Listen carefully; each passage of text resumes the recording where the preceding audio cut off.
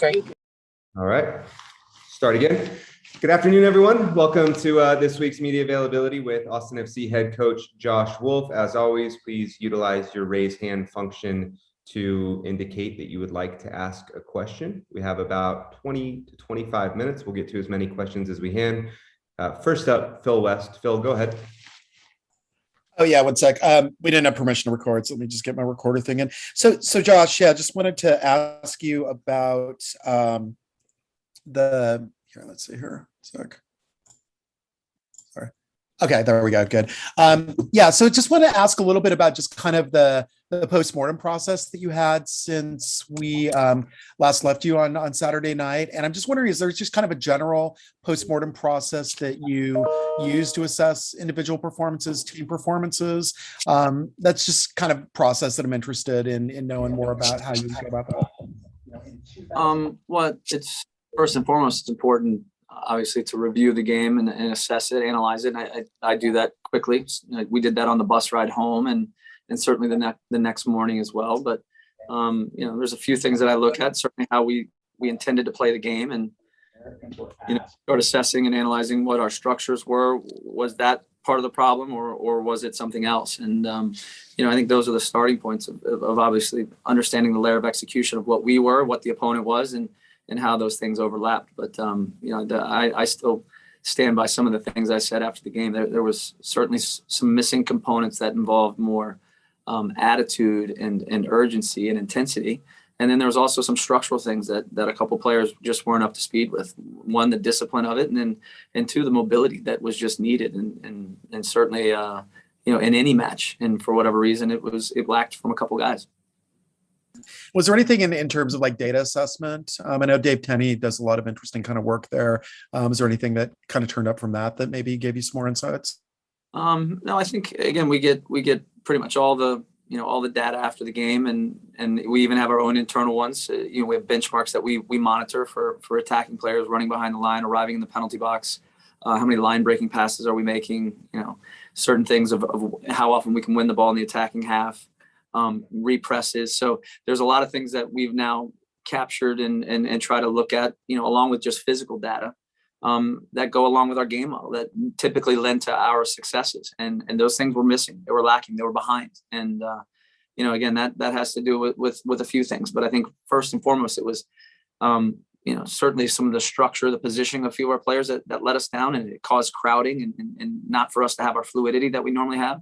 And then just intensity, mobility, physicality. And, when you combine the two of those and you put yourself behind the eight ball with, certainly a goal in the first minute and then a silly second goal, it becomes challenging. Thanks, Phil. We'll go to Chris Bills at the striker. Chris.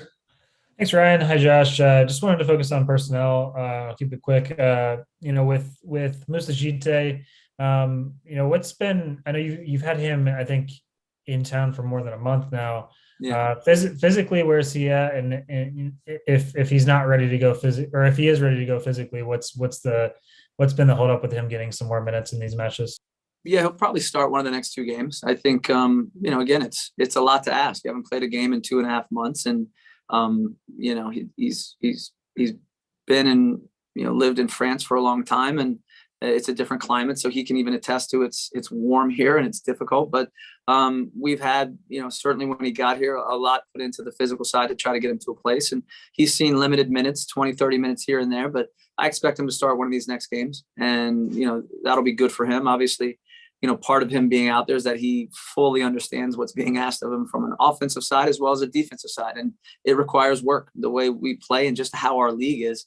Again, as we've seen with this last game, you got to come to play. You got to come to compete. There's an urgency from both teams. So he's got to have that physical element that's needed for, a striker, one, to play as a forward, but also to defend as a forward. But I expect him to get, some significant minutes here in the next two games. And what about Mackenzie Gaines? Has he been available the last couple, or certainly on Saturday? Was he available for selection? Yeah, he's available. He's training. He's doing well. Again, it's we got a decent amount of players that are wingers, and certainly he's played a little bit as a striker and a winger.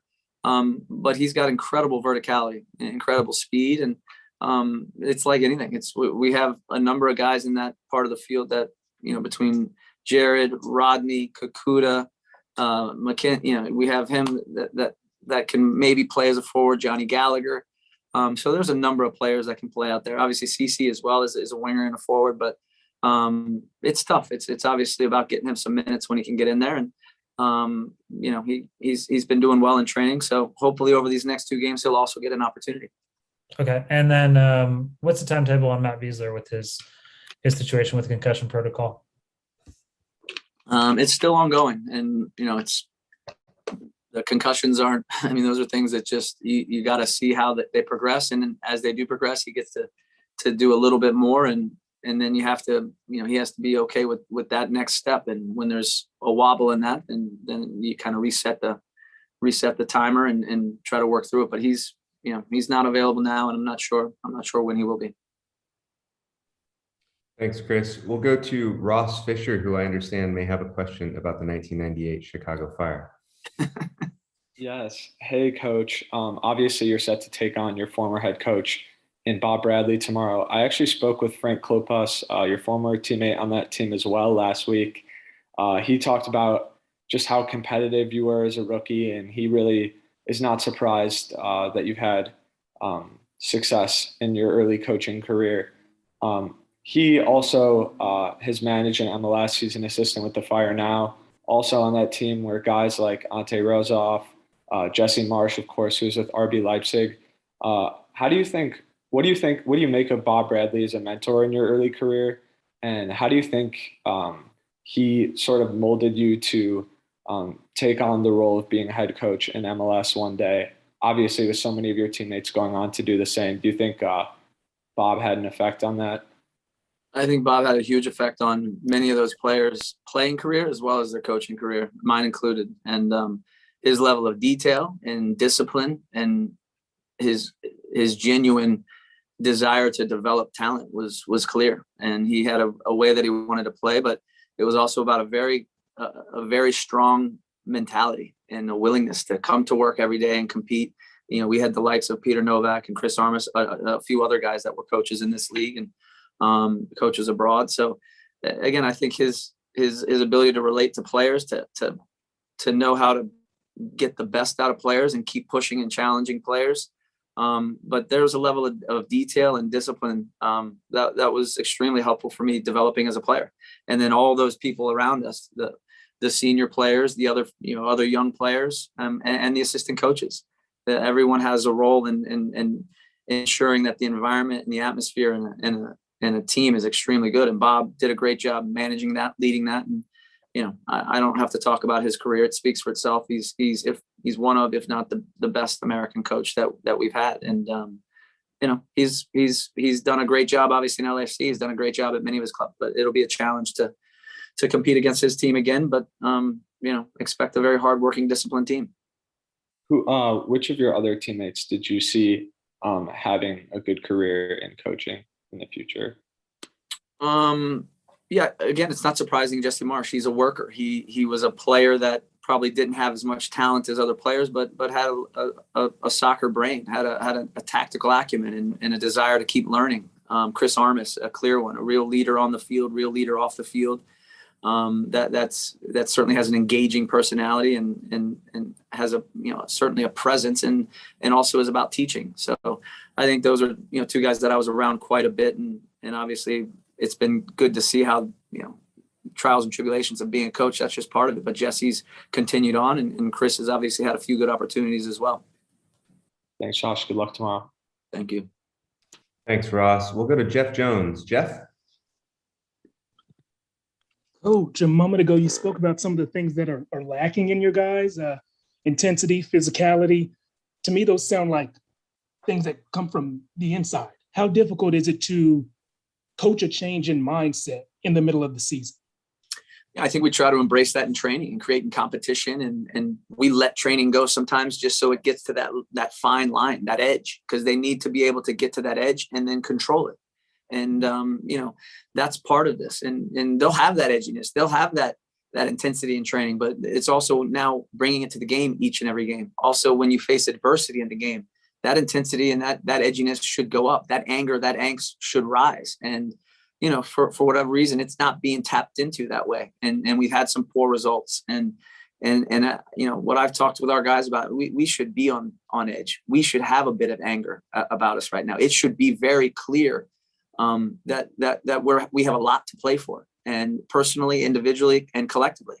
And, we as coaches, myself, I try to poke and prod that in players in different ways. And, it's going at their ego. It's going out their effort. It's different ways. But by and large, our guys come in and compete. But every game you have to have this mentality and intensity to start the game. There's so much parity in our league. Talent alone doesn't do it. I mean, you got to bring your work boots and your lunch pail and get ready to go fight. And then you earn the right to play in some of these games. And that's what needs to be there from the beginning. This certainly this game tomorrow night. We need to see a response, a reaction, and some edginess, some angst. And that goes a long way. And I think our guys have shown we can play good soccer. We can play with most teams in the league. We've done that, but that's not enough. And that's what we've learned in our short existence. But we got to get there, and that's what we're pushing for. Thanks. Thanks, Jeff. Much appreciated. We'll go to Roger Wallace. Roger.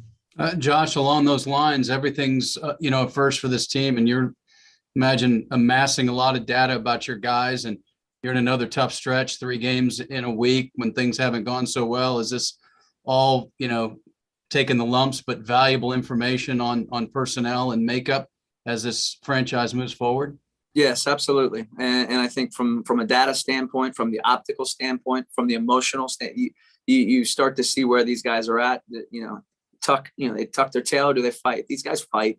And now it's a matter of, again, it's 3 games in a 7-day stretch. We're going to face it again in the future. So we got the midweek at home. We're playing in front of our fans. 20,000 people are going to be there. And there's lots of things that we can be upset about, but what we can be extremely appreciative of and proud of is our fans and playing in Q2. And that responsibility is every game. And right now we have an opportunity, not to fix what happened last week, but to fix what's right in front of us. And that's to go out and perform well, score some goals and play against a very good team and compete and hopefully come away with 3 points. And that's the objective right now. There's no concerns about Saturday. There's only tomorrow to maximize. And again, the intensity, the energy, and our attitude has to be there from the beginning. And that's something that the guys are going to be focused on. Thanks, Roger. Let's go to Eric Goodman. Eric. Hey, Josh. So, we're past transfer windows. There's the team is not really going to change too much the rest of the season. So I'm curious, what's your communication with Claudio, with Sean Rubio about, is there week by week about how we can best use the players, or are they focused on 2022? Just curious. And Anthony as well. I'm just curious what that collaboration is like at this part of the season.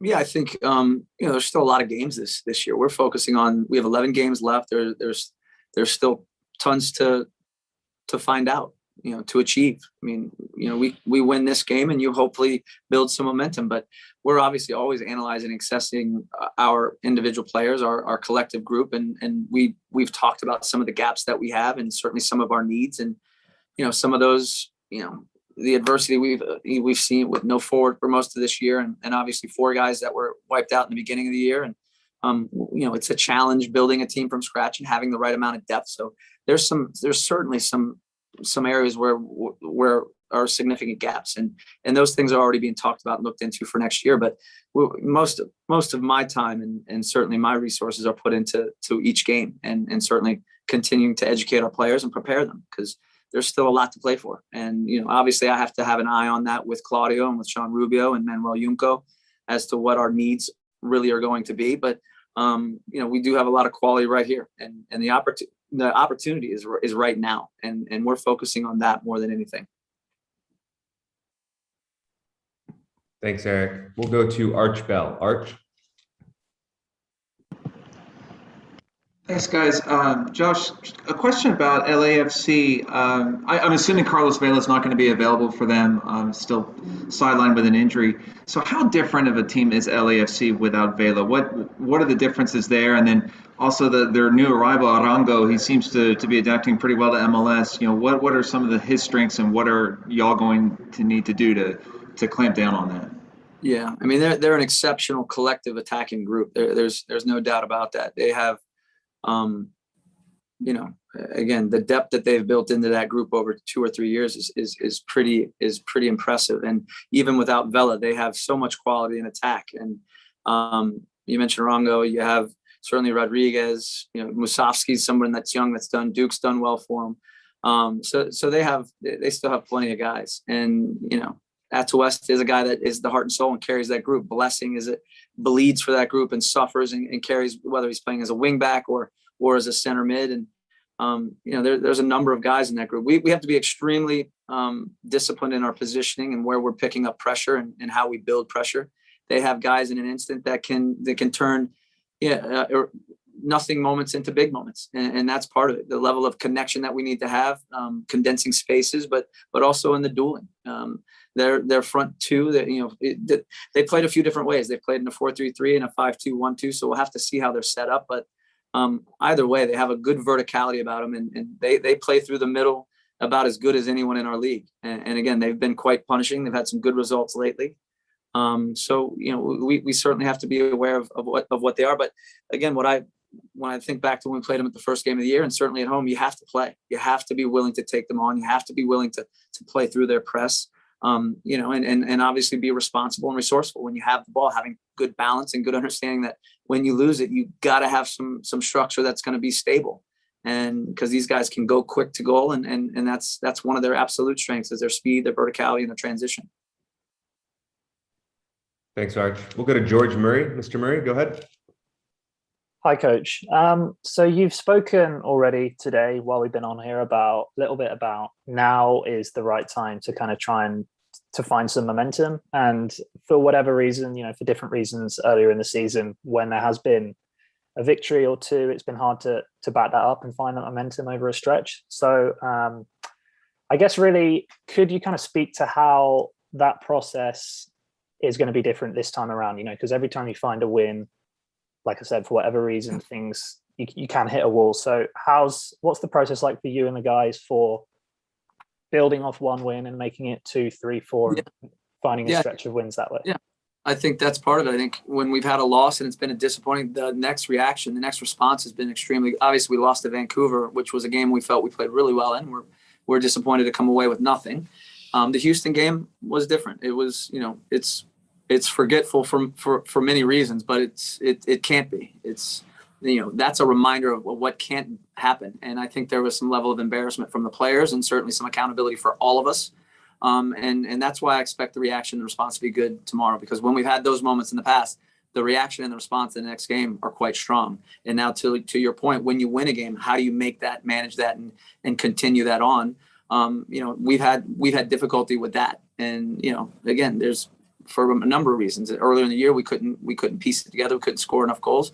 We've scored some goals lately, obviously not in the last game, but tomorrow's about a good performance. And with that, hopefully comes the 3 points. And we'll worry about the momentum piece after that. But right now it's getting the mind right to go into to compete. We're playing in front of our fans again that have been there from the get-go and deserve it. And our players understand that. And it's you don't like to see your fans suffer, and obviously they bring such great spirit and volume and support.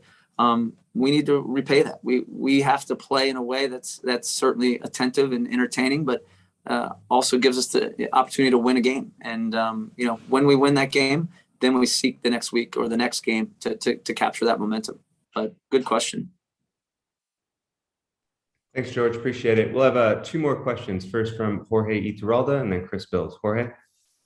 Hi, Josh. On the after the game conference, you were, you sound very frustrated and mentioned the mistake of Danny Pereira. Do you have the opportunity to talk to them directly, person to person? I'm talking about Danny or maybe Cascante or the people that you didn't see concentrated on the game? Yeah, no, I mean, we've spent a lot of time the last couple of days speaking to those individuals, and yeah, I was critical of Danny in this situation, and there are others. I mean, Tomas's positioning was poor. Our reaction as oh my gosh, as the player turned and I've forgotten this kid's name that scored the goal. Who scored the goal for Houston's first goal? Griffin Dorsey. Yeah, but who turned and shot the ball? Darwin Quintero. Darwin. There it is.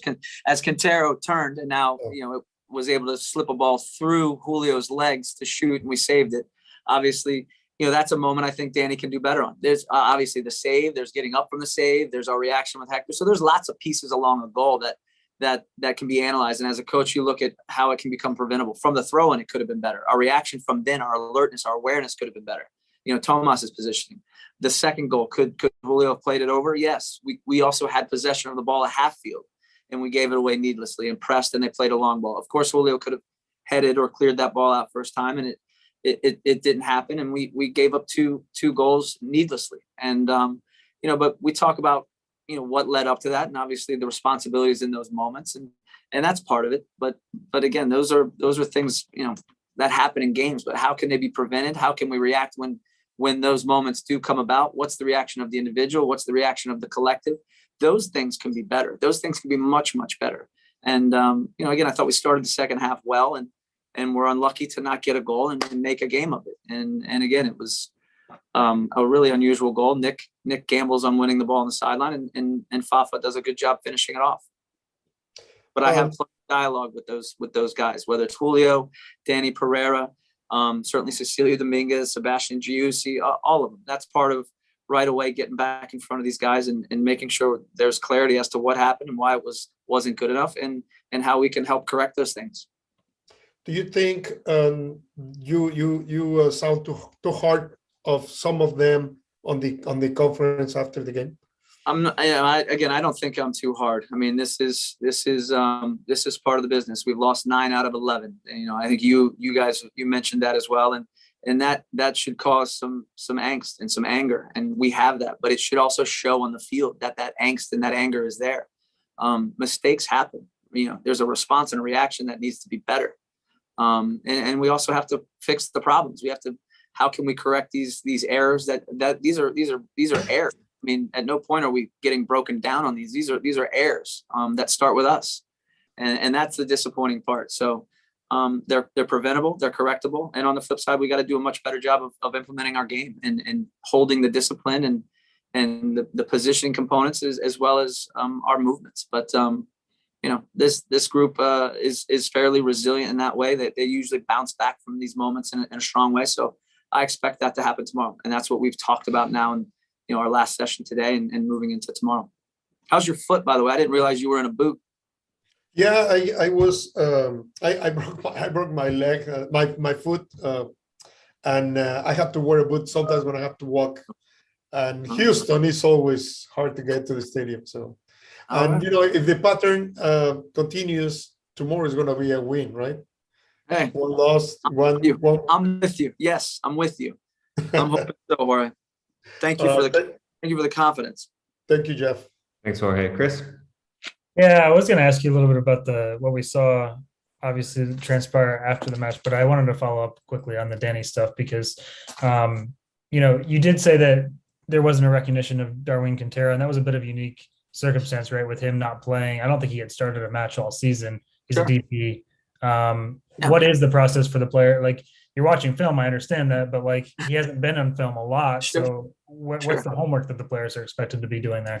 Yeah, is our video analysts, certainly Sam Lawson and Mac, they do a great job. They put together we have all of our iPads available, 5 or 6 iPads when we're on the road, and every player has, every opponent's play. We have video, like a bit of a video, 3-4 minute about them individually, their strengths, their weaknesses, even the team aspect, build up from midfield, build up from goalie, everything that we feel is certainly needed going into preparing for opponents. And each player has access to this all the time when we're on the road, even at home. We have them here around the locker room or around the training center when we're prepping for games. So and that's there in itself. So that responsibility should be there for players. But once we saw Quintero was in, I think there was, certainly information given to him from our coaches to let Pepe know, look, this is what he is. He's quick, he's dynamic. And I know Alex mentioned he had spoke to him a little bit, the need to be tight with him, but it happens quickly. And Danny, and Danny's a young player. He's a good young player, and I want him to be great. And,